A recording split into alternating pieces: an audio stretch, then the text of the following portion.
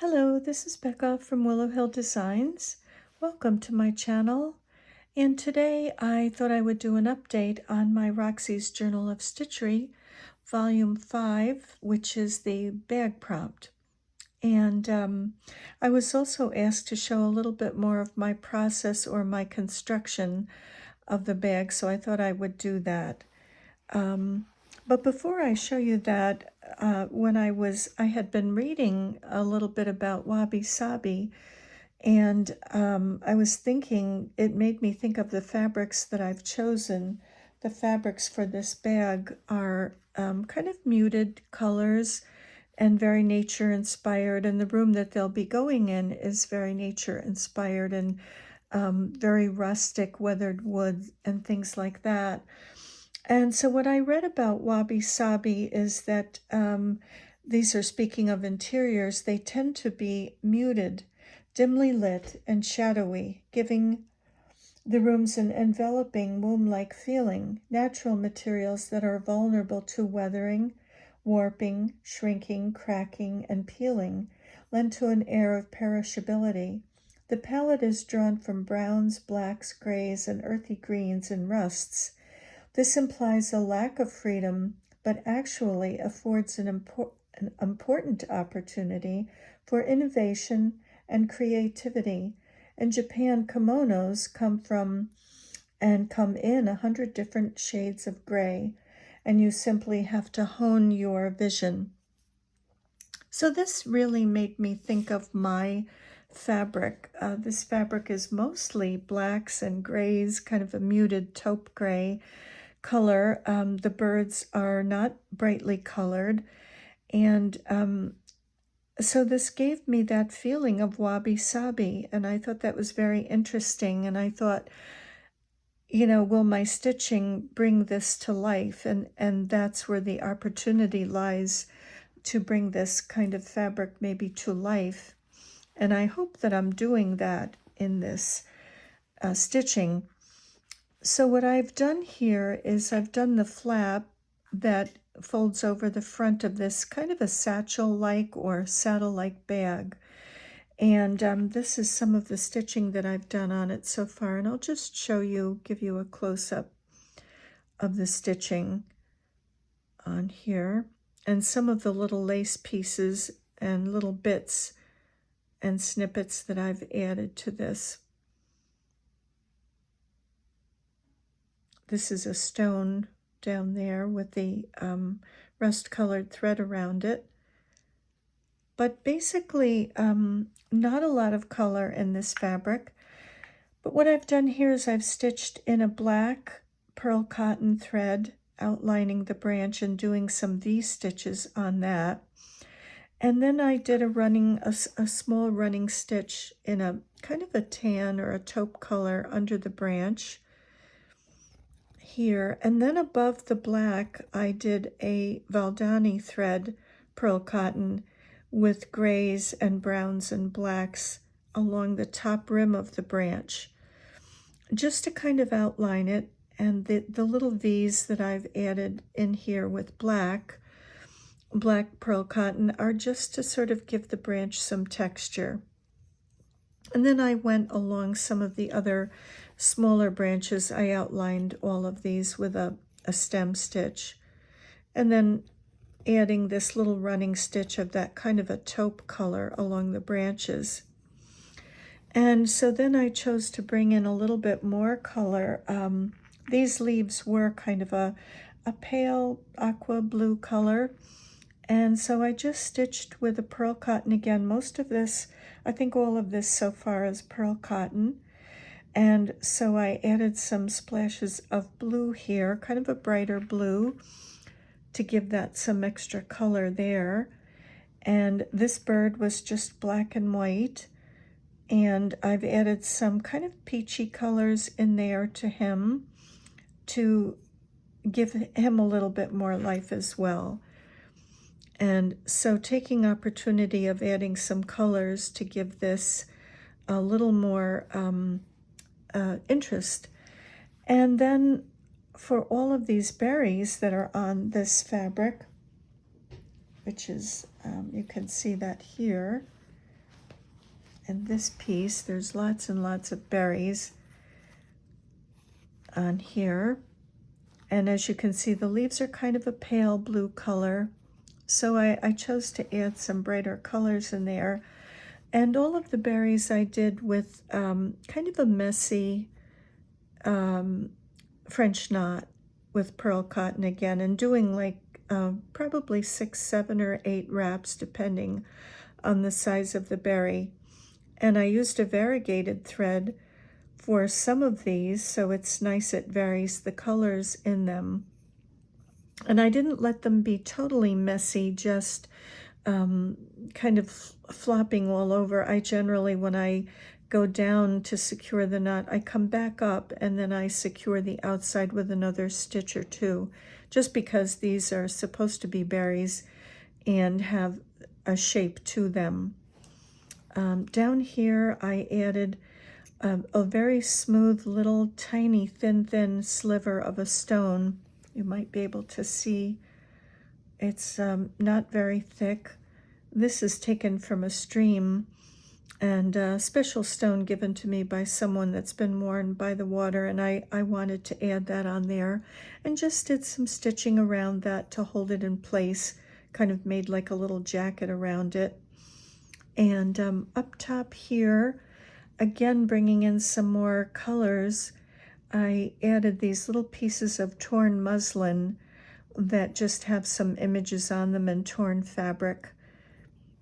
And I liked this R. My name is Rebecca, so that's interesting. I said, oh, I'll take that R. A little heart here. I thought that would be interesting there. Just kind of adding that little worn feeling. This is a new fabric, but giving it a worn kind of look, or a patina of age maybe. And again over here I added some Alençon lace, a piece of a flower, some music because I think of the birds singing. And this is a little snippet that I had purchased from Chrissy's Attic. Chrissy is on YouTube, and I love her work. I think it's beautiful. And one of these little snippets had a little saying on it, and it said, "A little bird told me." Try to bring that up where you can see that, and I just thought that was perfect to add to this little piece, especially near this bird here. And so I put that little snippet over the music, and then I added some pieces of lace from some lace that I have that I cut from often, and I love this lace, and I just laid in some little pieces, some little snippets of it here and there, just to give a little bit more interest, something interesting to look at beyond the little bird. And over here are 3 little motifs taken from the center of a doily. I didn't bring any of those things here with me, but I'll show them in the next video. Or actually, I'll show them right at the end of this video. So just 3 pieces that were taken from some. Actually, it was a tablecloth. It's part of a tablecloth, and I did cut some of the motifs out. So that is, I believe this is finished. This front flap is finished, and I was going to take the lining fabric that I've already cut out for this and sew it. I was going to put them right sides together, and I will sew around the perimeter 1/4 inch and turn it inside out. I'll trim around these curves so that they have a little bit smoother look when I turn it. But I thought to myself, this has to be attached to the back of the bag because this will flap over. And this is the back of the bag. Oh, I have the lining pinned to it. This is the back of the bag. And if I thought if I stitched this on now, and then of course this would be like this, I would have this whole large piece to contend with in stitching. So I would have to be gathering this up in my hand plus the front flap. So I thought, I'm not going to do that. I will stitch this front flap, and then I'll stitch the back, and I will sew them together, putting those right sides together and stitching them here along this seam. So that will be joined. And then what I will do is I will stitch the linings together. So I'll take the back lining and I will take this front flap, lining for the front flap. I'll put that this way so that you can see it a little bit better. I'll put those together and stitch them. I'll just make that even up, stitch those, and then that will be one piece. And then I will stitch the top flap and the back together. So the lining will be stitched together separately and the front will be stitched together separately. Then when these two pieces, the lining and the bag, are together, I will put the lining over the top, right sides together with the bag, and then I'll stitch all the way around, leaving an opening to turn. So the bag will be finished on the inside, and the back and the front flap will be together. The lining of the flap and the bag back will be together, and they'll be stitched as one piece, and that will simplify things. So the bag will look like this, and this will be on the back. I began stitching the front of the bag, the hand stitching, and that is this here, this piece. And I just again started with just one strand of pearl cotton. This is a DMC pearl cotton, and I'm just doing an outline stitch along the branches. And I'll do basically the same thing again. I'll go along the top of the branch with the Valdani variegated. I'll do the little running stitch of the kind of a taupe colored, this little running stitch in here. I'll do that under these thicker branches. And as you can see, the birds are not really colorful, like this, and the leaves are kind of pale, but I will do, I drew my inspiration from the Wabi-sabi writing that I had read about, and I will choose to introduce color in with these grays and taupes and blacks that do fit in with the theme in my room, and also with the theme of the fabric, but just kind of bringing it to another level. So that's what I'll do with this. And when I am done sewing the front of the bag, I will take the lining for the front and I will put these right sides together, stitch these all the way around with about 1/4 of an inch seam, leaving an opening up at the top, and I will turn this right side out. And so that will be lined as well. So each piece will be lined. There won't be a lining that has to be added separately to the bag. And this is the gusset that is finished. I had shown this in the first video, and I stitched this all the way around and turned this inside out, or right side out, I should say. So this is the length of the gusset, and this should go around the bag. And this will all be stitched with a whip stitch by hand, placing it on the bag like this, and whip stitching the edges all the way around. One edge of the gusset is finished, and that'll go up to the finished edge of the bag, the top edge. And I left this edge unfinished because I'm not sure, hopefully that will be long enough. This will be folded in and stitched, and if not, if I have to, I can add another piece on it. It seems as though it should be the right length, but just in case, I've left myself that little kind of margin for error just in case it's not the right size. So that's where I am, and I tell you truthfully, I'm enjoying stitching on this. There's a lot of stitching.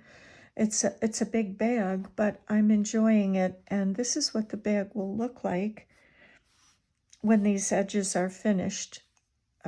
The top flap, and it will open here, and you can put things inside from there. And this is what it will look like in the front, so it almost looks as if this little bird is speaking to this little bird here.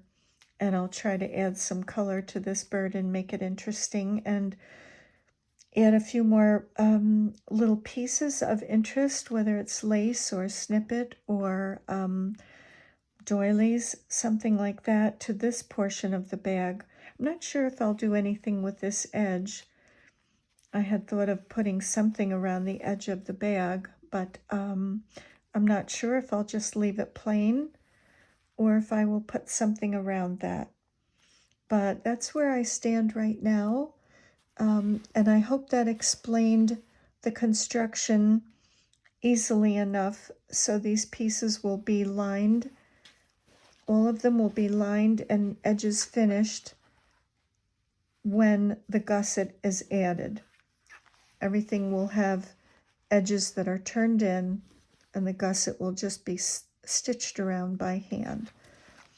So that's it for now, and I'll be back when I've done more.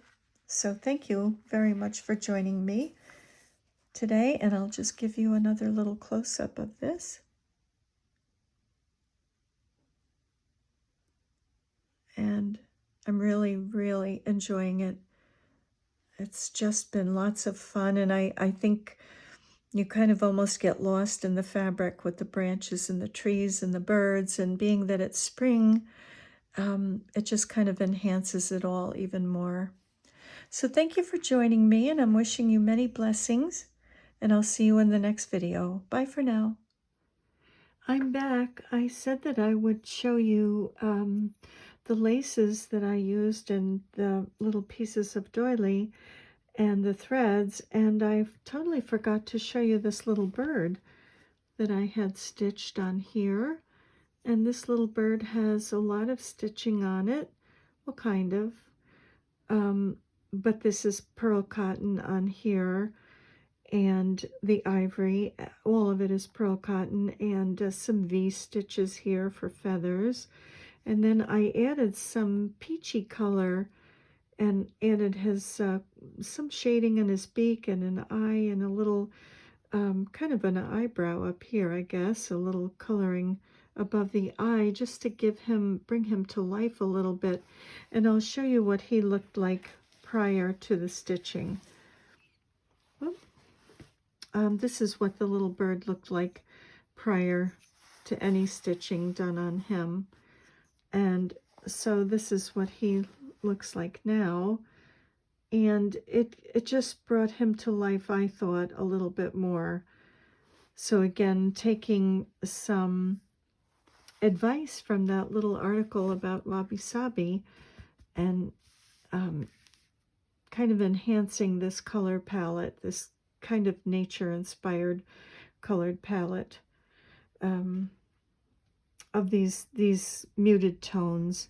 So this is some of the lace that I used on the portion under the bird there. I love this lace. I'm running out of it. This is from Indigo and Rose on Etsy. I haven't been able to find more, but I love it. And this was, I think this was a part of a tablecloth, and I took the little tiny motifs that join the larger ones, and that's what I added here around this edge. And I love that. This was given to me by Barbie of Nellie and Ruth Designs. And I love this little piece. It's a very fine crochet thread on here. It's not really chunky and bulky. I love that. So that's what these are. And these are some of the colors that I used for the leaves. This is this leaf, and I outlined with this one. No, I think I outlined with that one. And this color is I used for these leaves here, and just gave it so much more life than what the original fabric had. The original fabric was pale, pretty, I mean very pretty, but I just liked adding a bit of color to that. And this is the black DMC for the branches, number 12. And this is the Valdani number 12, and this is that variegated thread with grays and browns and black, and that's on the larger, outlining the larger branches. This was the pearl cotton. This is a DMC 12 rust color that kind of went with the berries and everything here to stitch this rock down, this very smooth stone from the river. And these colors I used for the berries. This variegated was very nice. This gave me lots of variations in color of the berries, so that it just added more interest rather than having a mass of one color of berry. A lot of them are this color, but there are some of the muted colors in here too that are used, the roses and paler peaches. And this was the ivory. This is a DMC number 12 pearl cotton that I used for the bird. And also I used this color on the bird as well to do the little kind of added colors in the feathers for the little bird. So that is it. I came back with those little extras. So thanks again for joining me. Bye for now.